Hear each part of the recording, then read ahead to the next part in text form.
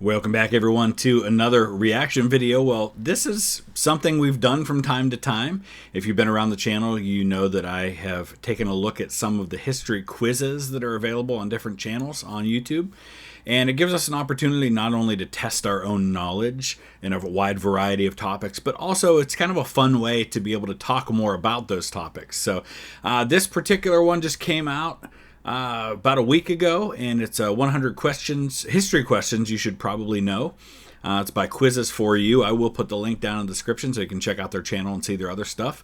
I don't think we're going to get to all 100 in one video. We'll do 50 and 50. We'll see how long it takes. Might even break it down further than that. I don't want to be here all day with it, but we'll do what I normally do with this, which is I'll let the question play out, and before it gives the answer, I'll pause.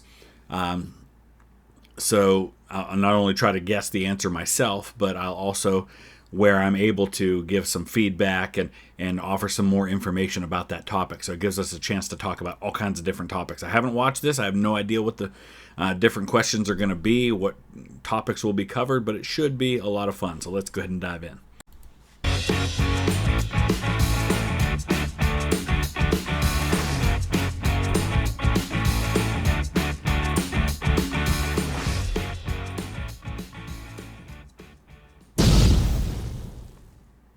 Hi and welcome to this history quiz. This one's a compilation of 100 of my favourite questions that I've used over the years. If you're a regular viewer, you might recognise a few of these, but will you remember the answers?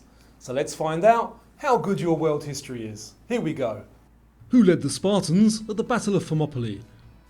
Was it Alexander I, Philip II, or Leonidas I? So I'll wait until the timer goes down. Before he gives the answer, we'll go ahead and pause and jump in with this. It was obviously Leonidas the First. Now, the one thing that, or a couple of things that typically people get wrong about Battle of Thermopylae is, first of all, there were way more than 300 Greeks that were defending that position. It was 300 Spartans plus some groups from other Greek city-states that fought, and I don't think there was any point at which it was just the 300 Spartans. Even when Leonidas sent some of the others away, there were still others that were with them.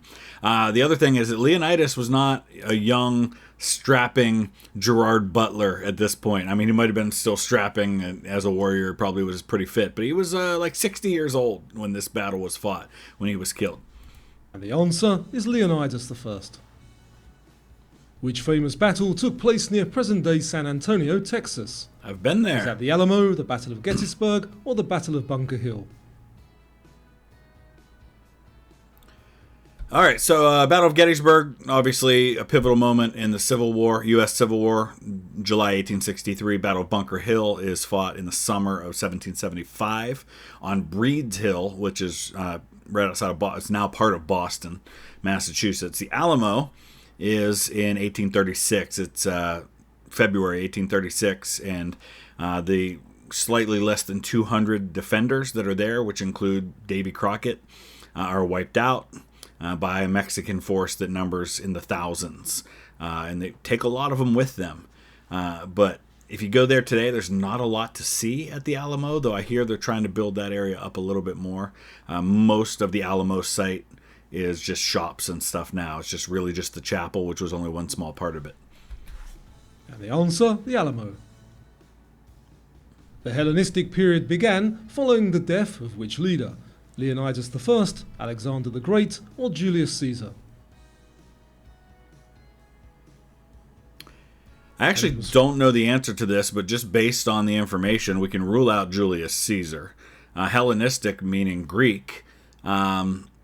I guess it's got to be Alexander the Great, right? Following the death of Alexander the Great. Where was the Ptolemaic kingdom based? Speaking of Alexander the China, Great. Ancient Egypt, or ancient Rome?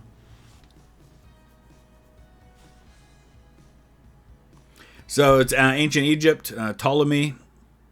So what happens after Alexander the Great dies is eventually the area he conquered gets divided up, and Ptolemy gets Egypt. And it's his descendants then that are the Ptolemaic pharaohs, which end with Cleopatra, who was a part of that. So Cleopatra was not African. She was Greek. She was the product of multiple generations of inbreeding that happened there, and you have a lot of Ptolemies and a lot of Cleopatra. She's actually Cleopatra the Seventh. And the answer, ancient Egypt. In 1969, Colonel Gaddafi became leader of which African nation? Egypt, Tunisia, or Libya?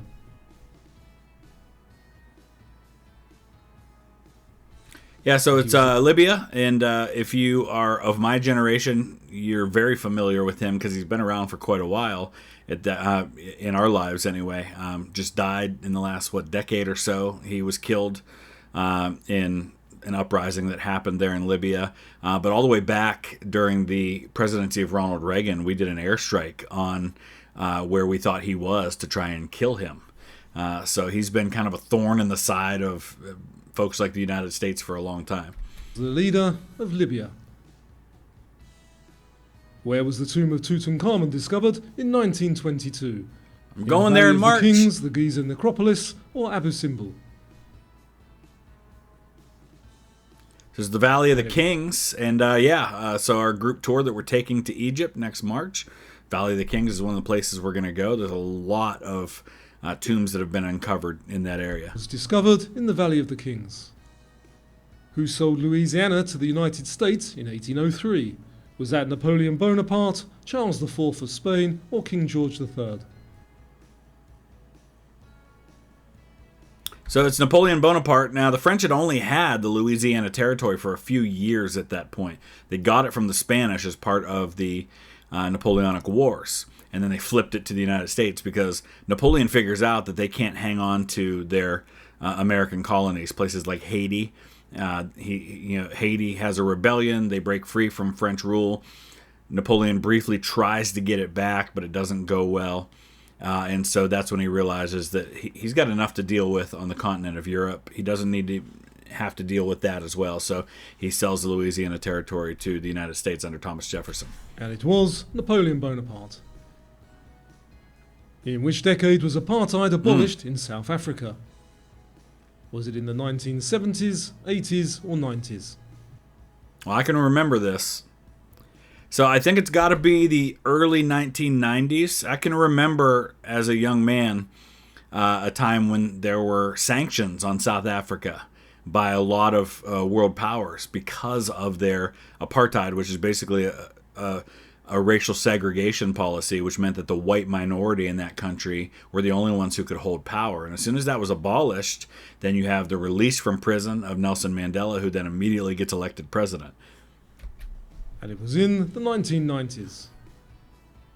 How old was Tutankhamun when he became king? Was he 9, 15, or 22? I don't think he lived to 22. There's a bonus point if you know how old he was when he died. All right. We'll see how I do with this. I think he was 9 when he became king.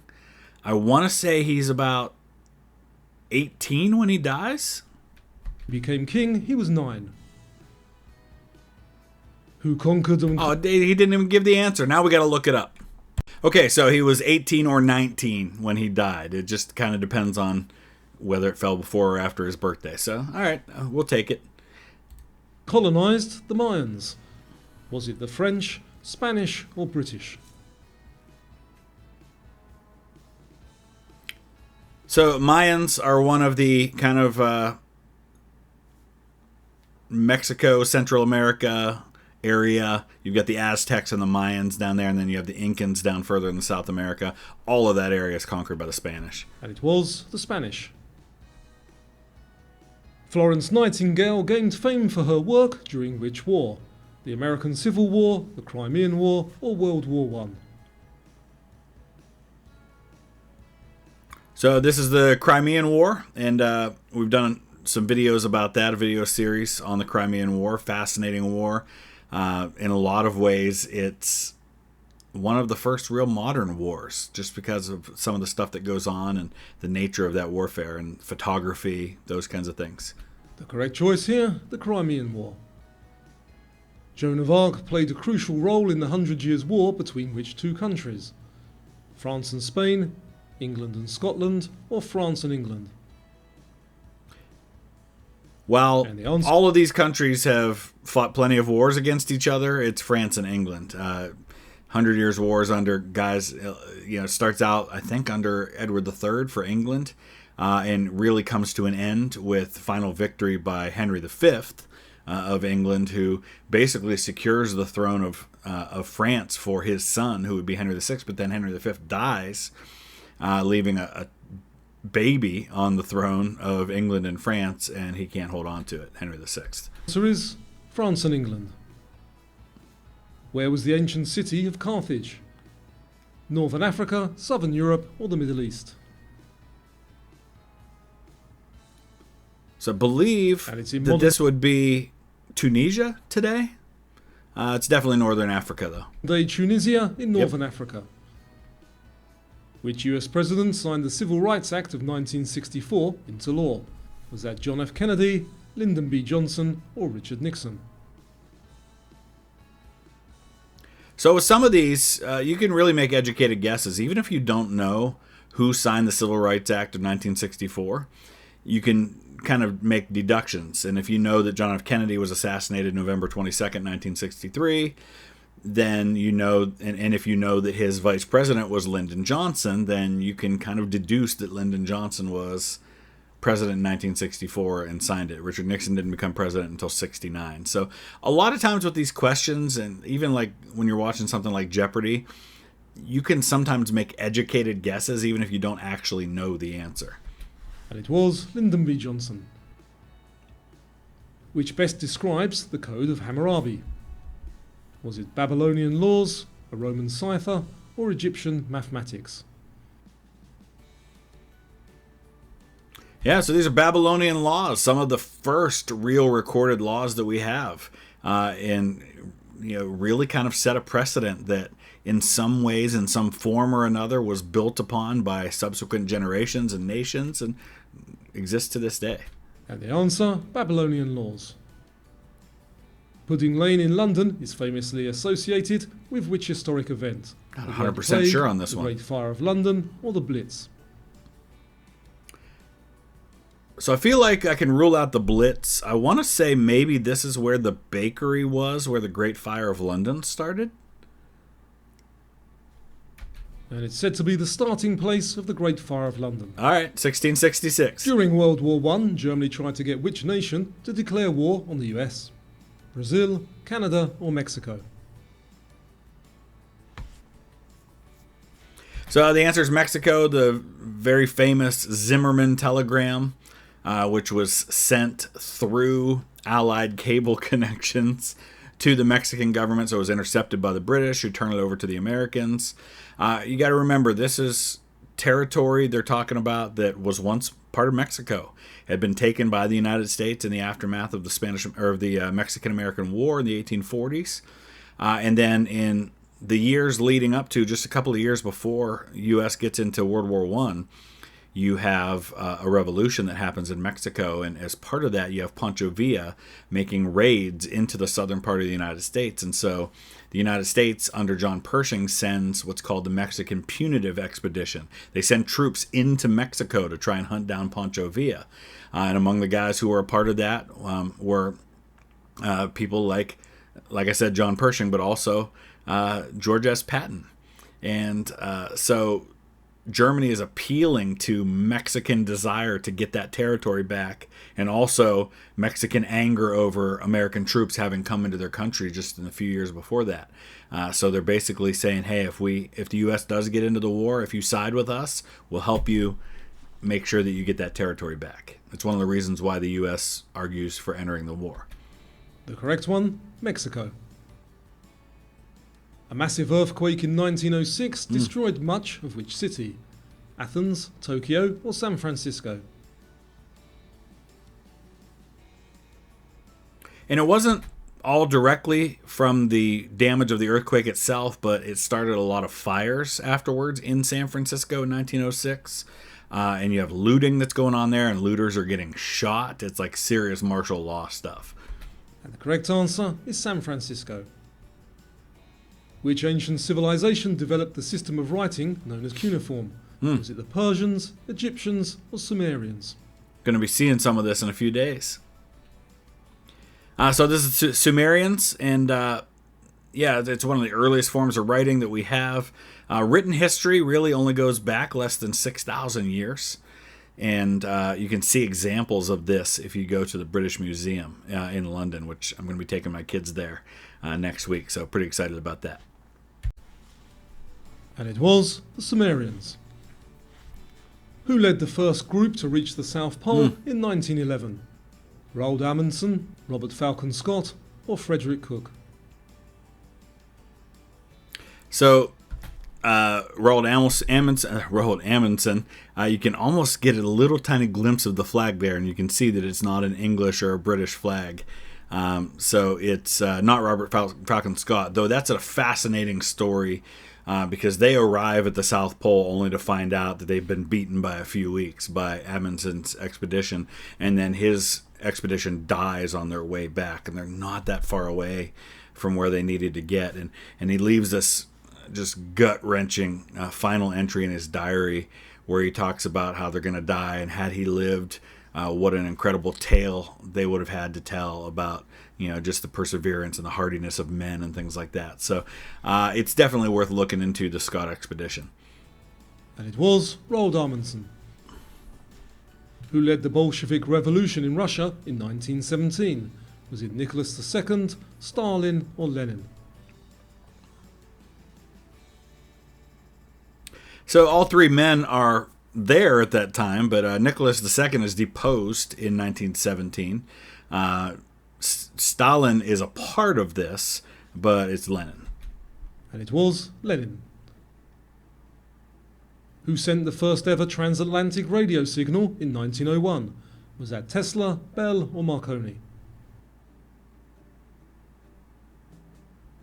So Tesla, very intelligent guy, great inventor, brilliant mind, not him. Alexander Graham Bell is a Scottish American who invents the telephone, but it's Marconi. And that was Marconi. Where was Captain James Cook killed in 1779? In Hawaii, Australia, or Tahiti? I believe he went to all three of these places, but it's Tahiti. And he was killed in Hawaii. Oh, wait, really? Why was I thinking it was Tahiti? That's the first one I got wrong. Okay, he was killed on the big island of Hawaii while he was trying to haul off the king in that area. The people who killed him took his body and they gave him like a proper send-off that they would give for chiefs and things like that by disemboweling him and cooking his body and then removing the flesh, and then eventually the bones were returned to his crew who buried him at sea. Where was the Khmer Empire located? Central America, Southeast Asia, or North Africa? I think this would be modern-day Cambodia. So we're talking about Southeast Asia. The answer, Southeast Asia. Which country did Austria declare war on to begin World War I? Was it Russia, France, or Serbia? Well, I can guarantee you they didn't have one of those vehicles in 1914 when they declared war on Serbia. They declared war on Serbia. But then Russia declared war on Austria-Hungary, Germany declared war on Russia, France declares war on Germany, and it's, that story. Which country was ruled by a Shah until a revolution in 1979? Is that Iran, Saudi Arabia, or Pakistan? This one is Iran, and we've done a video talking about kind of the U.S. and its CIA involvement with everything that was going on in Iran at that time. And the answer, Iran.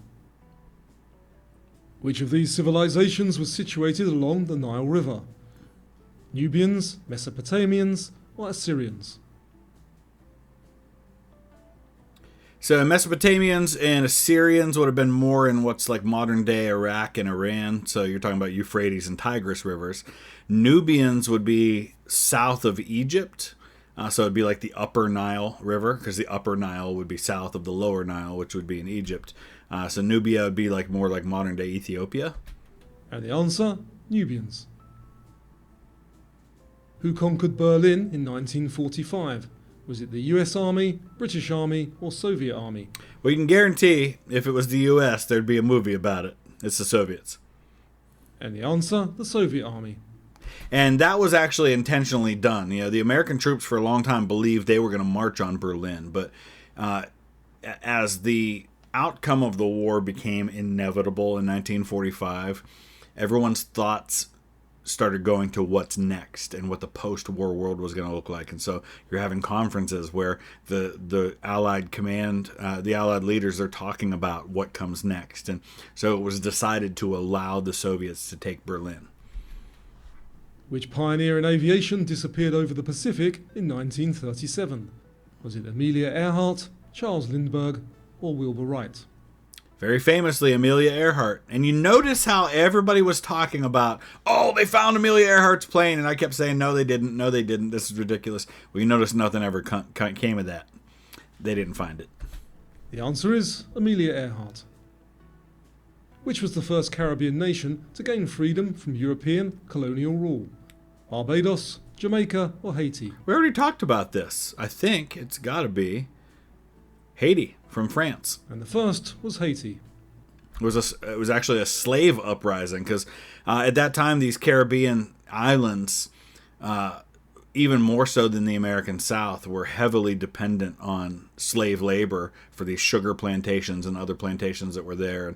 And so you had the slave revolt against French rule in Haiti. Who created the periodic table of elements still in use today? Was that John Dalton, Dmitri Mendeleev, or J.J. Oh man, Thomson? we're on to science. Thomson. I don't know. And it was Dmitri Mendeleev. What name was given to the celebration in honour of a victorious Roman military leader? A tribute, tribunal, or triumph? So this one's a triumph, and this wasn't just like some big parade that everybody celebrated. This was a really, really, really big deal, and it was rare. It wasn't something that happened all the time, and it was something that men like Julius Caesar or Caesar Augustus, they would really like work behind the scenes to make this happen for themselves because they understood the influence and power and prestige that was involved with having something like this. Correct one there, triumph. Where was there a civil war in the early 1990s between the Hutu and Tutsi groups? Was that in Rwanda, Afghanistan, or Algeria? Rwanda. That was in Rwanda. Don't know much about it, but... Who jumped out of the bath and ran naked through the streets, yelling Eureka? Was that Archimedes, Socrates, or Plato?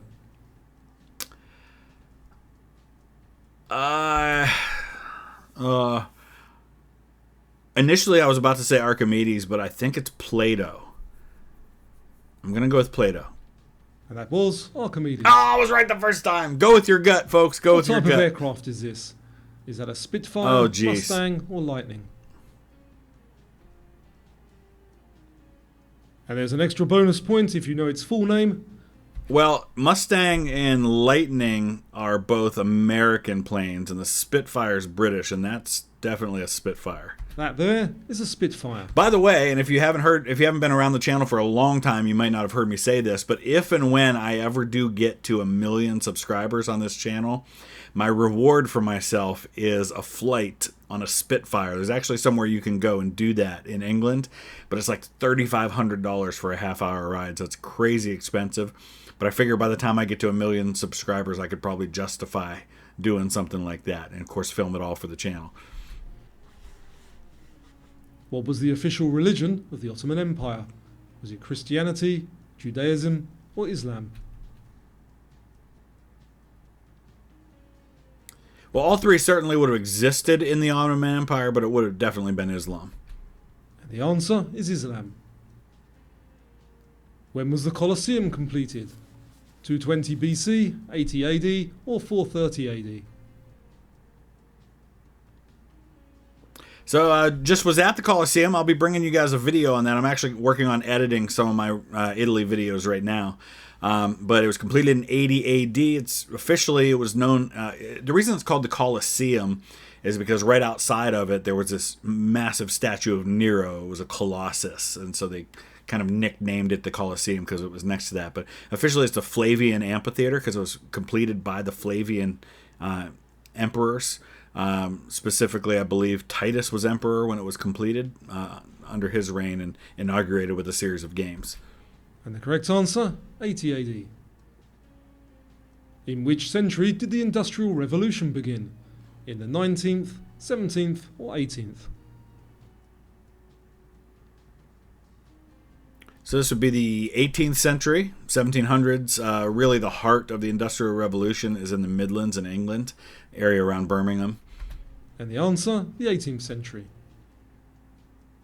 How did Mahatma Gandhi die?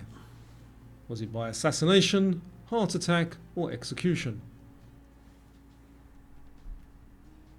He was assassinated, as was Indira Gandhi, who's actually no relation to Mahatma Gandhi, but they were both shot. And the answer, assassination. Tenochtitlan was the ancient capital of which empire? The Aztecs, Egyptians or Persians? Fairly close to Mexico City, I think. It's the Aztecs. And the answer is the Aztecs. Eva Peron was the first lady of what country? Brazil, Argentina or Chile? Well, if you're familiar with the musical Evita, then you know that she sang "Don't Cry for Me, Argentina." And the answer, Argentina. Which of these canals was built first? Ooh. The Suez or the Panama? Panama Canal is about a little over 100 years old now. It's got to be Suez. Completed was the Suez. That's in Egypt. The Boxer Rebellion took place in which country? Japan, China or India?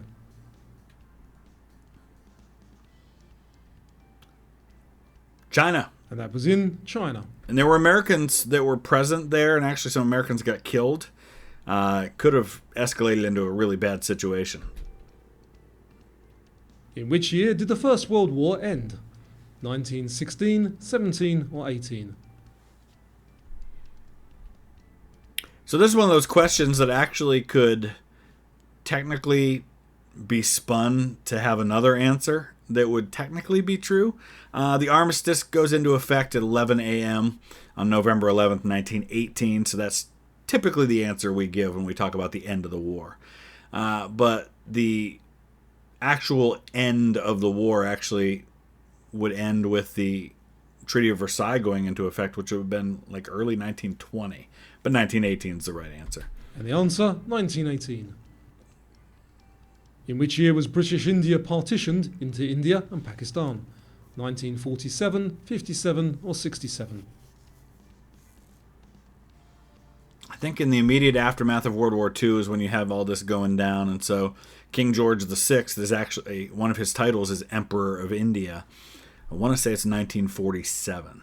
Wouldn't have been 1957 because Queen Elizabeth II was never Empress of India, and she came to the throne in 52. It has to be 47. And that was in 1947. In which modern-day country was Babylon? Oman, Iraq or Turkey?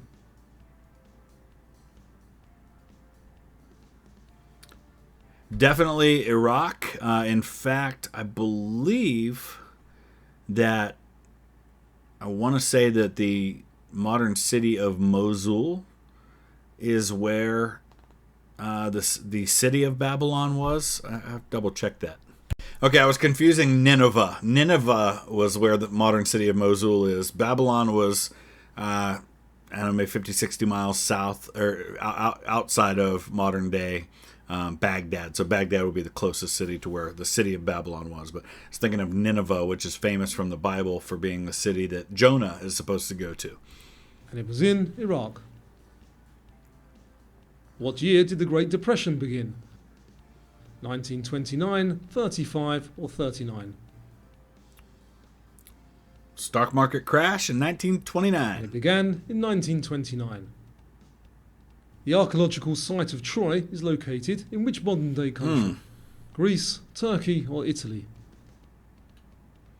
All right, I'm a little torn on this one because I feel like the answer has to be Greece, but I also know that a lot of those early Greek cities were in what was called Asia Minor, which is modern-day Turkey. And I can't remember which side of the water it's on. I'm going to say Greece.